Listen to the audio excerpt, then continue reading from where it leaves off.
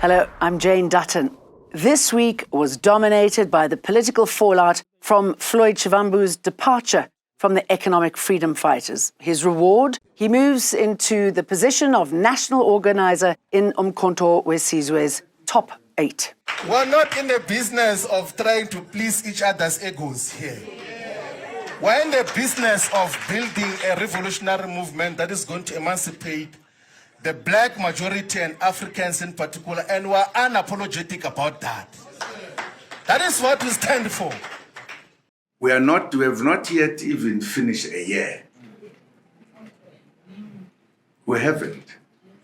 But the kind of questions you're asking is as if this party has been there.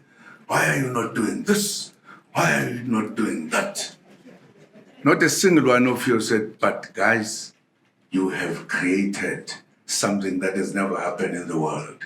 This was after EFF leader Julius Malema had called a Gauteng meeting to keep the remaining members in line. Those who want to threaten us with leaving after the Third National People's Assembly, I want to say to them, leave now. Leave now so that we can know how many soldiers we have in this struggle to liberate our people. You must leave today because nothing is going to change between now and December. Nothing is going to change now and in the future. The future looks bright because we determine it today.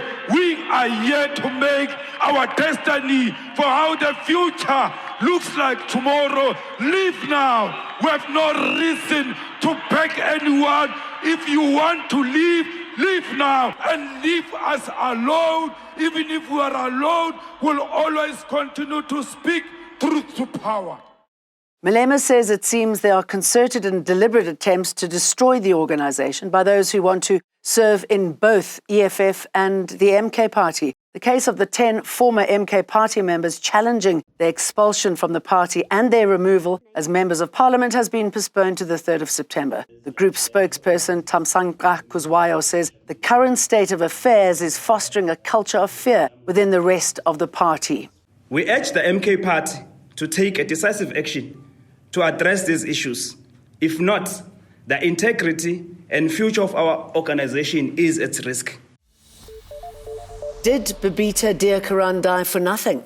The DA says the rampant corruption she tried to stop continues in the Gauteng Health Department. 3 years ago today, Deokoran was gunned down outside her home in Mondial, South Johannesburg, shortly after she'd flagged 850 million rands worth of suspicious payments out of Tembisa Hospital. The Special Investigating Unit has now reportedly uncovered 5,500 transactions worth as much as 3 billion at the hospital.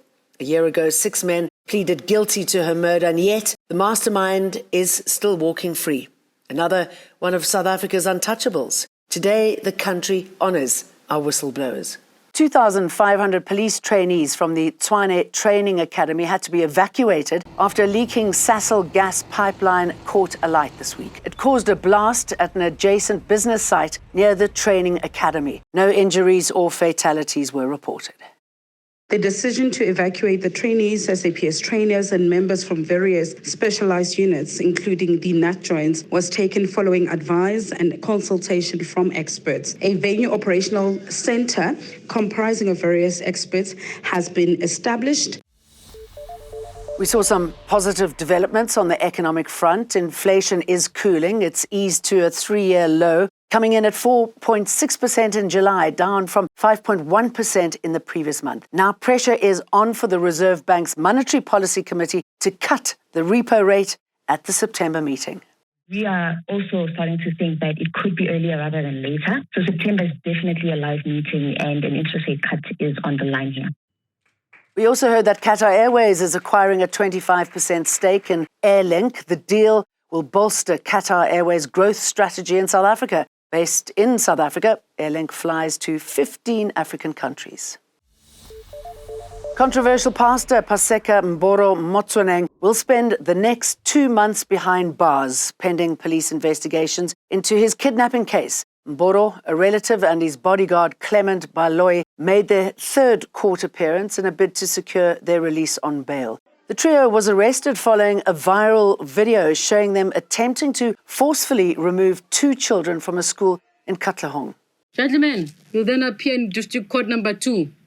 That's the reception court. On the 21st day of October for investigations.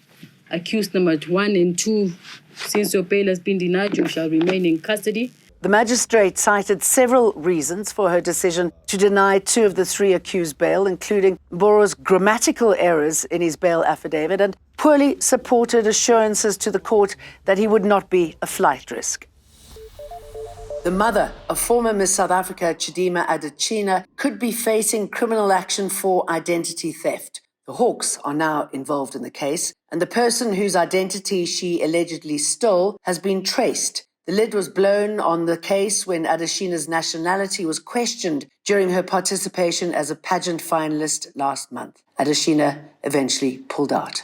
The Public Protector's Office has rubbished comparisons of Busisiwe Mqwebane to legendary freedom fighter Robert Sobukwe. Mqwebane is challenging her former employer's refusal to pay her out in a 10 million rand gratuity in court after she was impeached for misconduct and incompetence. Her counsel at the High Court in Pretoria, Advocate Dali Mpofu, has labelled the decision biased and malicious, insisting all Mqwebane's predecessors received the gratuity.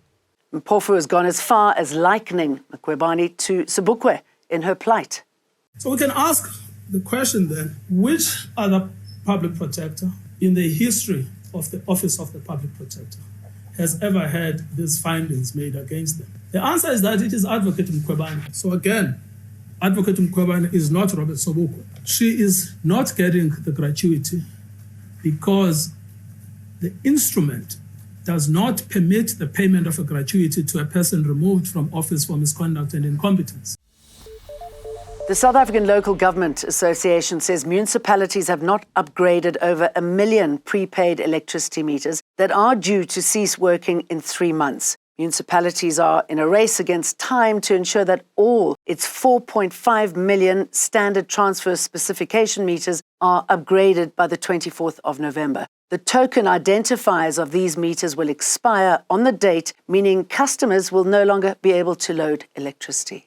In a bid to ensure the prepaid meters continue to work beyond the 24th of November deadline, Eskom says it has already pre-coded 6.9 million boxes. The power utility says for the upgrade to go through, customers have to purchase an electricity token to receive an activation code. Eskom spokesperson Daphne Mukwena says about 2.6 million customers have not yet done this. How we see this thing unfolding is just to encourage, educate more vigorously and to say to customers, go and buy, but make sure that you buy from the legal vendor, because you buy from the ghost vendor, then you won't be able to basically convert your meter. Meanwhile, the South African Local Government Association says over 1 million prepaid meters have not yet been upgraded by municipalities. Thabiso Goba, Eyewitness News.